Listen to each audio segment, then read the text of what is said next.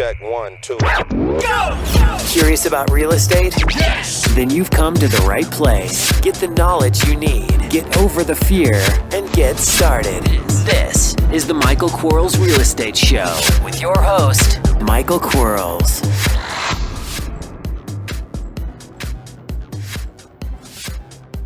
Hello, everybody. Michael Quarles with the Michael Quarles Real Estate Show. Thanks for listening in. Today, we have 5 questions sent in by real estate investors, and I'm going to try like heck to answer them. A couple housekeeping things first. Remember about the Platinum card over at Yellow Letters. It gets you 15% off on all of your 2016 direct mail. And I can certainly tell you that the more mail you put on the street, the more your phone's going to ring and the more opportunity you're going to have, and eventually the bigger checking account balance that you're going to have. So it's important we set us a way for you to increase the number of folks that you're marketing to, or decrease the time that you're marketing to them.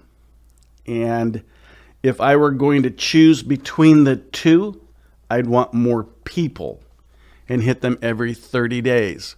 We're not quite in that rush of hitting them every third day like I used to. Some people are saying they're hitting theirs every week. That may be a little bit extreme. I've tested 3 weeks. I like 3 weeks. But if the question is do I put 15% more people or on my list, or do I hit my list sooner? I want to put more people on my list. So when we get to the point where we've maximized our list size because of our geographical area, and we don't want to go outside of our geographical area, we still want to knock on doors, which is absolutely fine, then we're going to decrease the period of time that we're marketing to it or to those folks. Remember, when we market to them, that we want to mix our message up. If you send someone the same thing every other day or every third or fourth day or every 3 weeks, your message will not be seen. Much like if when you go buy a car, before you bought the car, you never noticed how many other people had that car, but the moment you bought it, gosh, you see it all over town. Well, that's kind of it works in reverse in marketing, so you've got to be real conscientious of that. Second thing is I want you guys to have a good laugh at me, because I certainly got in trouble last night when my wife heard the podcast about the peanut butter spoon. She looked at me like she was not happy, although she loves me to death. And so there was a smirk underneath her unhappy face. And I just was rolling because I thought it was extremely funny. And anytime I can make myself laugh, I'm going to try hard to do that. Housekeeping item number 3. For those of you who want to be held accountable, go to your cell phone text function of your cell phone and text the number 313131 to the word wealth. So you're going to put wealth in as the message, and the 2 phone number or the 2 number is 313131. And yes, I know it's only 6 numbers. Your phone will take it, and it will send you back a way for you to hold yourself and keep yourself accountable. I know it's working because some of you are really enjoying the feature of reminding yourself to do what you've promised yourself that you would do, and that is to create wealth and prosperity. Because sometimes our days just get in the way of our day. So it's like we have these 2 types of days. One where we want to do and accomplish all these things, and the other type of day is that, no, we don't. We really don't. We're going to do what I want to do. And the day kind of just takes over and takes charge. And we have to have a way to take back our day. Here we go. Question number 1. How much marketing do you send out to get at least 20 calls per day? Well, 20 is a lot, quite frankly. For a lot of people would not want 20 calls. One of the things and key components of marketing, we have lead generation, lead capture, lead fulfillment. Just because we can make the phone blow up doesn't mean we should. Because if we don't have a capture system or a fulfillment system, I don't care how good our generation system is it's too good. It's just like if we can have like bucket loads of money and ability in the bank, but if we don't know how to make the phone blow up or get a contract, well, it doesn't make any sense. And if we know how to get a contract, but we don't know how to market and we don't know how to, fulfill the contract, well, then why get a contract? So they all have to be kind of running in tune with each other, all three together on that relay race. And one can hand the baton to the other one. But boy, if you have a slow runner, you're going to come in last. So be very, very conscious of that. On simple numbers, I think we should always look at the postcard rate as a number that is predictable. And the reason I say that is because although yellow letters and professional letters and zip contracts and some of the other things can get a better rate, I always want to go to the smallest rate possible from a consistency perspective and base my numbers upon that. I don't want to ever base my numbers upon being overly excited, anticipate more result or the highest level result. I want to go to the lowest level. And if I go to the lowest level and I say, okay, my postcard gets me 1.56% response rate, then and I want 20 calls a day, I'm just going to do simple math. So, what's 1.56 times 1,000 postcards, whatever that is, divide that into 20, and that's how many postcards you have to have. Multiply it back by 1,000 kind of thing. So there you have it. It's pretty simple. Make sure that you really want 20 phone calls a day. Because guys and gals, sometimes I think some of us can get so excited about making something happen just to get excited about making that one thing happen. And again, I'm going to fall back to make sure you understand capture and fulfillment. Because if you don't, why are we creating leads if we don't know how to capture them? And especially if we don't know how to fulfill them. So be conscientious of that. Question number 2. When I begin the power presentation, what number do I start with? I believe I understand the valuation process, but how do I go about handling the objection? My price is already as is. I shouldn't have to take into account repairs because my price already reflects that. Well, that's about how you're presenting it. And what do you start with? You start with the number they think their house is worth.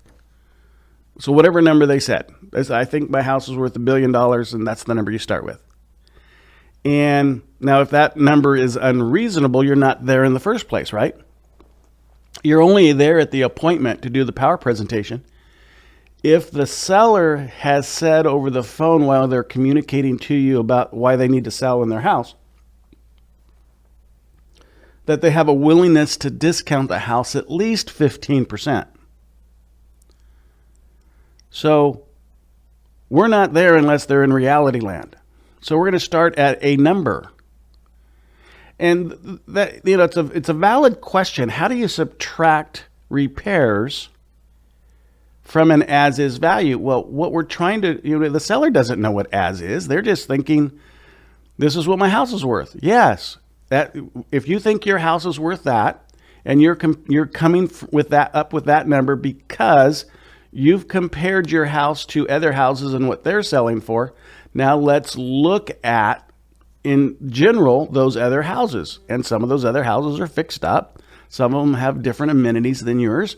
We have to bring yours up to a sellable standard. So, or the byproduct of that is repair costs. And so we're going to just subtract and we're going to start with their number. So I don't find it difficult, but I've been doing it a long time. And sometimes, guys and gals, you don't have to do the power presentation if you do everything else right. The power presentation, and I've believed this for years, the power presentation is only there to get the 15% that you need or the 20% that you need. It's not to get 30 or 40%. Remember, they already are agreeing to the 15% before you get there. So it's only there for another 15 or 20%. So when you look at it that way, I think that may set you free a little bit. But if that didn't answer the question, ask me again and I'll try better. Sometimes these questions are so large that in the 2 or 3 minutes that I spend trying to answer one, I know I'm not doing the question justice. I apologize for that. But I did it was a 3-day boot camp. No, 4-day boot camp. I apologize, on the power presentation. So 4 days we discussed the power presentation. So it's real tough to answer the question in 3 or 4 minutes. So I apologize. Question number 3. Tracking a boarded up house where the owners have died. The city has a code enforcement lien and they're going to try to foreclose on that lien. The property does not have a mortgage and the heirs don't seem to be concerned about it. What do you do in this situation? Find another house to buy? Find a house that has called you and said, "Hello, this is Mr. House. Will you please buy me?" I am not going to go look for dead people, okay? I am not going to go and look for people that aren't interested in selling their house. Sure, there are some investors that's what they want to spend their time doing. No, please put marketing in the, do some marketing, put some mail in the mail, do some pay-per-click, do whatever you want to do, but please make people come to us. Please. Man, when we are looked at as the professional, as the authoritarian, when we are looked at as the person that can solve problems by the person we're solving problems for, it's so much easier. Man, if we have to track someone down who doesn't want to do anything, well, hey, just go do some marketing. But you know what happens? We drive by a house, like on the way to work every day. And we've driven by this house for the last 14 years, and it's looked the same. And we just know there's a deal there. So we're going to get excited because there must be a deal there. No, it's not. Go get a deal. Here's what a deal looks like. Ring, ring, ring. Hello, this is Michael with I Buy Houses. How may I help you? Oh, hi, Michael. This is Fred. I have a house at 123 Apple Street, and I badly need to sell it. Do you buy houses like that? You have a house at 123 Apple Street, and you badly need to sell it? Absolutely, I do. Is the house currently listed with a real estate professional? No, Mike, it isn't. I want to sell it today at a huge discount. You want to sell it today at a huge discount? Well, that's outstanding. What do you think the house is worth in today's market if I were going to send out an appraiser to have an appraisal done on your property?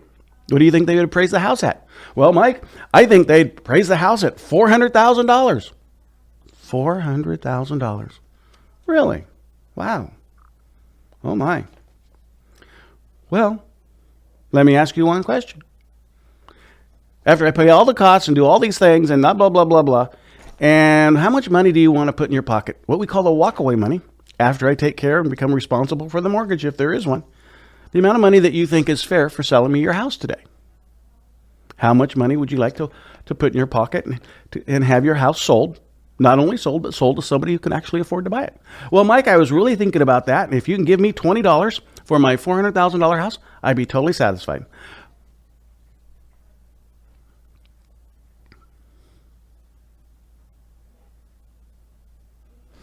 $20. Interesting. Now, knowing that I pay all the costs, there's not going to be any real estate commissions or escrow fees or title insurance or transfer tax or recording fees or wire fees, and I'm going to be buying it in the as-is condition, whether I've seen the repairs or not. It's $20 the least you'll take for your house? No, Mike, I think maybe $15. If you could buy my $400,000 house for $15, you can absolutely have my house. But I need to sell it today. If I could buy your house for $15, I could have your house, but you need to sell it today. Huh. Can you see yourself doing better or less than the $15? Well, what'd you have in mind, Mike? Well, I know you don't want me to throw out a number because I don't know anything about your house. You know more about your house than I do. And if I were to throw a number out, I know one of two things are going to happen, and I don't want either one of those things to happen. One, you're going to hang up on me. I'm going to hear click, and I just don't want that to happen. I actually want to buy your house today, and it sounds like you want to sell me your house today. The other thing that's going to happen is you're going to drive over here and try to hit me, and I certainly don't want that to happen. So because I know that you know your house better than I do, and I know that you don't want me to throw out a phone number because I do know that you want to sell me your house, and I want to buy it. What number less than the $15 can you see yourself selling your house for? Well, Mike, if If you could give me $10, I'd be okay. $10, that would be okay. I'm not saying I can, but if I could pay you $10 for your $400,000 house, you'd sell me your house for $10? Yes, I would, Mike. Well, let me ask you a few more questions about your house. This won't take very much more time. Is that okay? It is. Terrific. One last question before I come out to buy your house for $10. Will all the decision makers be there so we can actually come to an agreement to buy the house for $10 today? They will be. Terrific. Is there anything you need me to bring with when I come out to buy your house for $10 besides my checkbook? No, there's not. You don't want any pizza or anything? No pizza? Great. If you could do me one last favor while I'm driving over there to buy your house for $10, could you locate the deed? If you don't have it, that's okay too, because once I buy the house, I'll just call my closing company and they'll get a copy from the county. But if you could, that would be great. We'll look forward to buying your house today for $10, and I'll see you at 2 o'clock. Guys, that's what we're looking for, okay? I know, Mike. I know what you're saying. You're not going to buy a $400,000 house for $10. Be real. I know, but if I said $300,000 for a $400,000 house, you wouldn't have as much fun enjoying me talking to myself. So I said $10. All right? But let's face it, that's what we're looking for. We're looking for the guy or the gal that understands what we do. They understand that we can solve their problem. They have a problem. They procrastinated somehow. Something came up in their life that they need to get rid of this property. It's no longer an asset like it used to be. It's not an asset like we consider it to be. It's a negative to them. They don't want it. Don't try to find something that isn't there. You know, if it's boarded up, no lien, city's going to foreclose on it. Let it be. Let it be, okay? If you want it bad enough, buy it from the city after they foreclose. All right? Why would you do that? I don't know. Thanks for listening. We'll be right back.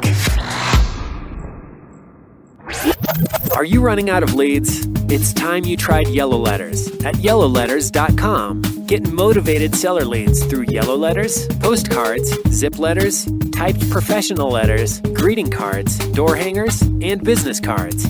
Yellow Letters is a full-service marketing company created with your success in mind. Get the personal attention you need to get your direct mail campaign started and get in touch at yellowletters.com. And we are back in 3, 2, 1. Question number 4. I need help staying positive with a job that I hate but need. While trying to, I didn't mean to laugh, by the way, I apologize. While trying to break out of the need for this job and struggling to make deals happen. I get it. I absolutely get it. This is going to be a horrible analogy, but sometimes we are married to our job, and our job we don't want to be married to. They are absolutely horrible, but we can't get rid of them yet. Whatever they give us, it's not enough, but it's solving something now. I get it. How do you stay positive? You know how I stay positive? I go get my Bentley and I go for a drive. I talk to my retired priest that we moved in that has cancer. Gosh, that poor guy, 89 years old. He is now in chemotherapy and radiation. He's got a chemo bag on him pretty much 24/7 now. Yeah, I look at that kind of person, and it keeps me positive because I have a better life. If I compare my health today to his health today, there's no reason not to be positive. I'd take a drive because I appreciate being able to drive my Bentley and understand. Now, I know that there are a lot of people that don't have Bentleys and they can't go for a drive in their Bentley. But you can go for a drive. You can stay positive. You can pump yourself up. I remember seeing Tony Robbins one time, and he actually spoke about how to pump himself up, and what he did prior to going on stage. And he had this little routine that backstage he would really start getting positive, and he would, do some arm swings and really start pumping himself up. And then so when he came out on stage, his energy, the audience could grab hold of. And we have to do that to ourselves. We just have to have that energy. We just have to pump ourselves up ourselves, stay positive for ourselves. Because if we don't, then we get depressed. And through depression, nothing happens. We just sit there and we're just like mush. So stay positive. Yeah, is real estate a struggle? Is having a job that you're trying to get out of while you're making real estate work a struggle? It is. It is. I mean, I'm not going to lie to you. It is. It's supposed to be. If it were easy, it wouldn't matter. Meaning, if it were easy, if it was like drinking water, well, then there would be no value to it. I guess water drinking there is value to, so that's probably a wrong analogy. But if it were easy, everybody would do it, and therefore we wouldn't make any money doing it. When you start wanting to do something that will impact and change your life for the way that real estate will, this paradigm shift that we have that's going to take place in your life, boy, you have to realize it's tough. It doesn't want you in the beginning. I mean, it's kind of like that scared dog that you find on the side of the road that's lost, and it's hungry, and it's hungry, and it's thirsty, it's thirsty, but it's afraid of you. That's what success is. It's afraid of you. It doesn't know that you know how to treat it well. So you've got to start slow. You can't expect it all at one time. I mean, if you try to get that dog to come over you, it's going to run the other way. You've got to take some time. It's the analogy that I've used before about getting out of quicksand. Small little steps and you'll get out of quicksand. Big ones, you're just going to stay there. Small little steps. Take a small step.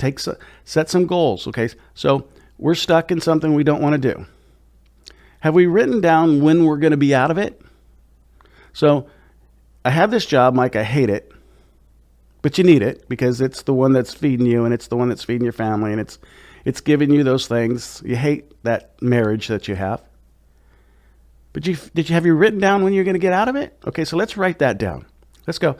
And let's not just be vague, 6 months. No. What date is in 6 months? What day is that? What calendar day is that? Write that day down. And now let's work backwards. What do we have to do to get out of it? Well, I have to buy a house. Okay, what does that mean? I have to buy a house. Well, that means I have to go out and buy a house, and I have to make X amount of dollars profit. And okay, so how are we going to do that? Well, you say just put mail in the mail, and it'll just happen magically. Okay, I do say that kind of stuff. Not necessarily magically, but I do say put mail in the mail, and it'll happen. But are you doing it on purpose? Are you doing it saying, hey, if I want to be out of my job in 6 months, this date, whatever 6 months is, let's call it July 1st. And between now and July 1st, I need to at least double my income and have half of what I doubled in the bank. So if I make $40,000 a year or $100,000 a year, so let's call it 100, then I have to, over the next 6 months, make $100,000, put 50 of that in the bank. I have to have that as a reserve. How do I do that? Let's assume for a second I can only make $10,000 profit per house. Remember, I'm the guy that wants to always think of the small number, because when we have the big number, that's always better. But the small number, if we create a business program or a business plan based upon skinny, then that's safer to me. So 10 into 100 is, I've got to do 10 deals. 6 times 4 1/3, 25 and a half weeks. So that's a deal every 2.5 weeks.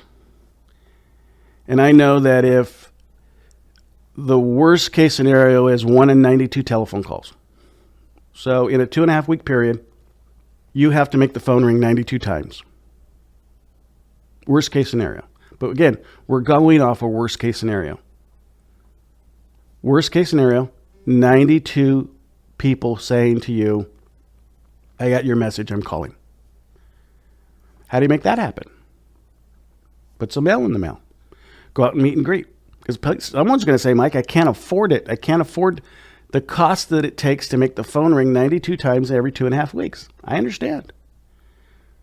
But so go out there and start sweat marketing. Come on, guys and gals.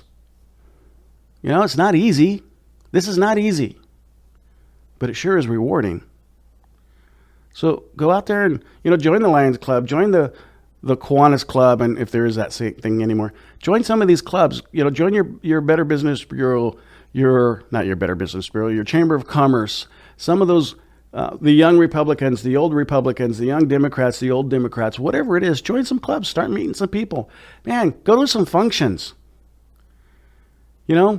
Every time you, in your newspaper or your radio or your TV or online or whatever, every time they say, hey, they have a new business opening, go to that function, have some business cards, introduce yourself, dressed appropriately, and say, hey, I buy houses for a living. My name is Michael Quarles.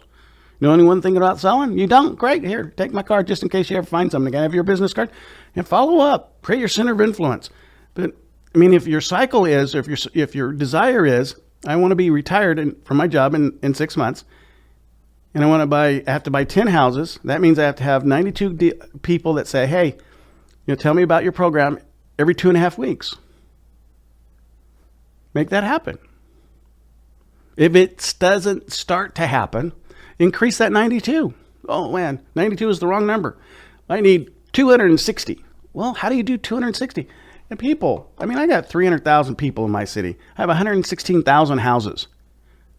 24,000 of those houses fit my program. I can buy them. They can qualify for me to buy them. So I have 24,000 opportunities. I can buy 10 houses in 6 months if I have 24,000 opportunities. Because I know enough of those people are going to sell to somebody. The problem is they don't know I'm here. And I don't know who they are. That's all we have to figure out. So I would be energized. I would be so friggin' energized knowing that I can get up today or tomorrow. I can wake up, even if I'm already awake, and realize in 6 friggin' months, I can be out of this trap that I've placed myself into. This thing I don't like, this quicksand that won't allow me to change and move and do any of those things that I want to do in life. In 6 months, it just takes me. I would be like, wow. Do you realize people will lose 100 pounds in a year, 50 pounds in six months? Man, and that's a wow for them. Just go on weight loss, but call it like I want to buy houses. Make that thing. Go to the gym. Not the weight loss gym, but go to the gym like I'm going to make my phone ring. If you just take those steps every day, cause yourself to do more today than you did yesterday, and tomorrow do more than you did today. Be positive. No one wants to talk to Mr. and Mrs. Grumpy. Man, if you're grumpy, we have other words for that. And if they're not polite, no one wants to talk to that person. You got to stay pumped up. Yeah, you may not feel pumped up. You may feel like the world is just just strangling you. But that's just how you feel. Don't let anybody else know it. Because people will not do deals with people that are like, man, I don't even want to be around you. You're making me depressed. I don't want to even touch you with a conversation. Man, if that's who you are, stop. Get excited. Man, and if you want to get excited, go to a handicap facility. Go to a senior citizen facility. You want to get excited about your life. Man, that's not you. Talk to someone, and then, have a conversation with someone. They haven't had a conversation forever with anybody. And so just sit there and talk to a senior citizen, ask them about their life.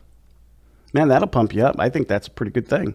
But compare yourself to some other people and you realize you're not in such bad shape. So that's all I have to say about that. I apologize.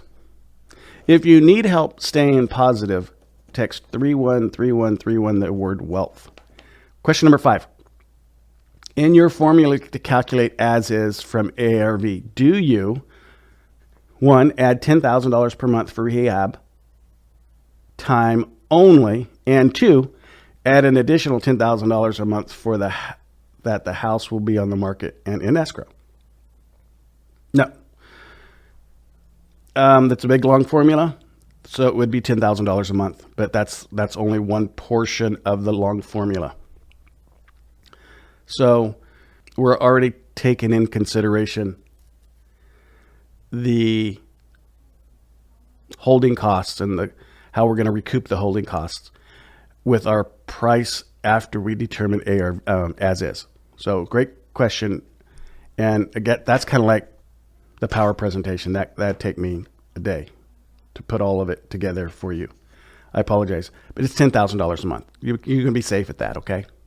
And a month is 32 days. All right? I'm sorry, 2 months is 32 days. So a month is 31 days, 2 months is 32. 3 months is, the next day after 2 months. So don't cut yourself short by going, well, I can get it done in 75 days, so I'm going to figure 2 months there. Because 75 days is 3 months. And I know that's probably not as clear as you wanted it to be. I want to get back to being motivated.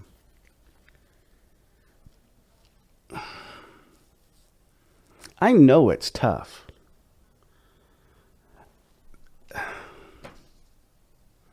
I really do. I don't want you to think that I don't understand what it feels like. Because life's not always been great. I mean, I've been, I get down every once in a while. I mean, I have to have encouragement from friends and family, which is why I have a center of influence that I can call upon. And I can talk about stuff that only those people understand. And it helps me pump myself back up because we all kind of need that. But I want you to set that 6-month goal. I want you to divide it, however much money you make in a year, double that by 2 kind of thing, or actually whatever you make in a year, that's how much you have to make in the next 6 months. Divide that number by 10,000. That's how many houses you have to buy. Multiply that number by 92. That's how many phone calls you're going to have.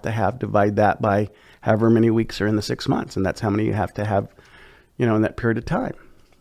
Or that's how long of a period of time you have to get the 92 phone calls. And then start doing it. Just start doing it, guys and gals. I was all over the board on this one. I got to say, it's like, it was confusing to me. And I'm not sure if I apologize for that, because I think one of the things that I know one of the things that I have to give while I do these podcasts is an unabashed honesty. So I have to do the way I think I should do it. And if you receive it, great, that's wonderful. If you receive it badly, that's not so wonderful. But know that I'm trying my darndest to help each of you succeed in real estate investing. So I think it's a pretty good world out there, and our world needs us. So we can take, we can, when we get to a point in life where we have abundance, we can start doing for those people who can't do for themselves, and that's a pretty good thing. Talk to you next time. Bye-bye. Thanks for listening to the Michael Quarles Real Estate Show. Get more info and stay in touch at michaelquarles.com.